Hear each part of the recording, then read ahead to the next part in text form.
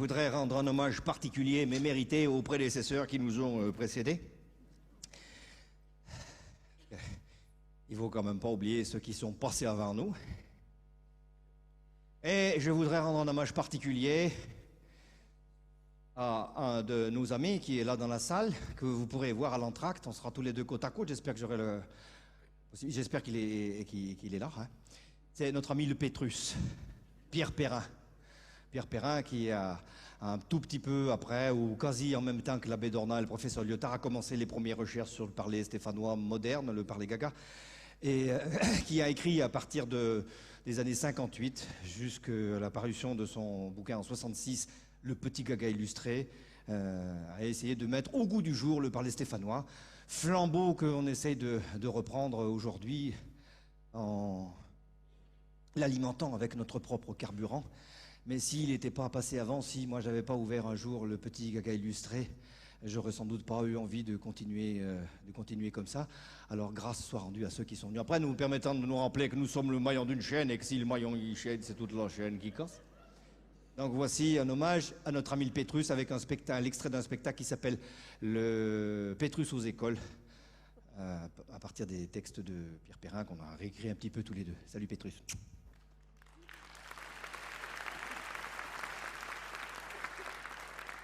Eh ben voilà, je me présente, je m'appelle El Pétrus. Et comme quoi que j'ai failli avoir mon certif en 40 en copiant sur le premier du canton pendant une alerte. Et qu'en plus la Glaudine, elle m'avait acheté en 66, 67, d'ailleurs en payant un shampoo, mais que je te lui ai passé une remontée de bretelles de soutien-gorge, de me dépenser l'argent du ménage sans m'en parler. Enfin bref, que la Glaudine, donc, elle avait acheté les 21 volumes de l'encyclo orthopédique Tout l'univers. Les seuls de l'amicale, ils m'ont fait comme ça, comme quoi que je pourrais peut-être faire profiter de mes connaissances, soit en organisant des circonférences pour le club du 3e âge, soit en donnant la main aux matrus qui gnient pour se rentrer dans le gando l'étape de la multiplication et les histoires de France. Enfin bref, on a donc décidé de faire du soutien scolaire et c'est donc moi que je vais m'en occuper et on va commencer tout de suite. Alors puisqu'on vient de parler des pyramides, on va enquiller tout de suite avec la même et on va parler des Égyptiens. Les Égyptiens dans le temps là. Ah, vous savez, les Égyptiens dans le temps, là, ceux qui faisaient des plans paillards de machin tout en carton, ceux qui écrivaient sur du papier russe, là. Dis donc, putain, va le tuer la mienne? Tu as une cuillère à soupe pour en emmener les plus grosses? Écoute-moi quand je parle. Je disais donc que les Égyptiens dans le temps, là, quand ceux qui faisaient des plans machin tout en carton, ceux qui marchaient tout en bisangouin, là, ils marchaient comme ça, ils avaient les pieds comme ça, la tête comme ça, ils marchaient comme ça, et les couloirs devaient être étroits chez eux, la pouce croisée, ça devrait... Moi, il faudrait que j'essaye, parce que c'est vrai, depuis quelque temps, j'ai ma brioche chiva croissant, comme dit mon boulanger, il faudrait que j'essaye chez moi. C'est pas commode, mais c'est un coup pour finir, tout en bisangouin, là, comme si on t'avait monté ça dans la notice. Enfin, bref. Donc, les Égyptiens dans le temps, là, ils avaient des reines. Pour leur tenir les rênes, quoi, pour ainsi dire. Hein. Alors, ils ont eu la Néferpipi, là, d'abord. Et puis après, ils ont eu l'autre, là, la clé au bras. Non, c'est pas la clé au bras, ça c'est de la lutte, alors c'est grec ou romain, c'est pas égyptien, c'est la clé au grand postre. La clé au postre. Et là, la clé au postre, oui, bah tu parles d'une gambelle, celle-là, tiens, oui. Elle se serait appelée avec un fanfaron de son coin, là-bas. Ça aurait fait la balle, on n'en aurait jamais parlé. Mais penses-tu, il fallait qu'on parle d'elle, sinon après elle faisait le nez. Elle était bien réputée pour ça, hein. Alors elle s'est d'abord arrangée pour que le César devienne son Jules. Puis après, quand ça n'a plus fait, elle s'est appelée chez le Toine, qui devait sûrement être une ancêtre du Toine de Matvon pour pas être mieux regardant. Seulement à force de tomber dans les pattes du premier velu. Ah, eh ben, la Cléo, à force de jouer au paillasson, eh ben la Cléo, elle l'a mis sous la porte. Elle a essayé de s'embouconner avec une aspic au jambon qui devait pas être assez frais. Et qui paraît que ça lui a mis les pyramides, qu'on puisse rencontrer, et c'est comme ça qu'elle a vu passer Guignol.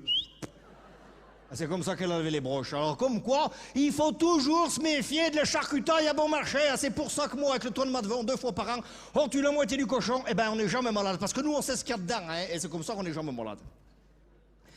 Bon, maintenant, on va parler litre et rature. Alors, dans la littérature, c'est pas tellement souvent les histoires guettes qui font les chefs-d'œuvre, hein. Faut bien reconnaître. Hein. Alors je vais vous parler du, comment qui s'appelle, le Charlot Baudelaire. Alors, le Charlot Baudelaire, c'était pas un rigolo du genre Pitou ou Pétalugue, hein, ça, non.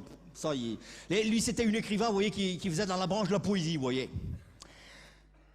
Et le problème, c'est que pour torger ses fleurs du mal, il était obligé de payer des canons jusqu'à plus soif à une collègue à lui qui venait lui donner la main. C'était l'aspiration qu'elle s'appelait. Seulement, comme il était obligé de trinquer avec elle pour lui tenir compagnie, et ben à force, il prenait de ses lourdes pour piquer des manies, il en avait les paupières qui lui débaroulaient sur les épaules. Il était pris dans un cercle des cieux, et que je pitronne pour gagner mon vin quotidien tous les jours, mais que si je pitronne de trop, eh ben, je suis plus apte au labeur. Vous, il se rendait bien compte de son état, et alors, quand il avait en même temps la lourde, ça lui foutait une de ses nœuds que pour un peu, il se serait jeté dans le bassin de Jalon s'il l'avait connu, hein. Alors, quand il se voyait caillé comme il était, quand il avait en même temps la lourde et la neuneu, eh ben, il allait cuver dans des divans profonds comme des tombereaux, qui disaient. Ben, lui, ce qu'il écrivait, c'était quand même mieux joli que ce que d'autres qui prennent le n'y en font pas, hein, parce que... Je vous parlerai que du Larlu, moi, oui. Le Larlu, lui, alors pour l'écriture, tiens, dans un mot, il te fait plus de fautes qu'il n'y a pas de lettres. Et pourtant, lui, il a pris une cuite dans sa vie, le jour de sa première communion. Il l'a pas lâché depuis. Eh ben, ça l'a pas aidé à écrire, Bichette, hein.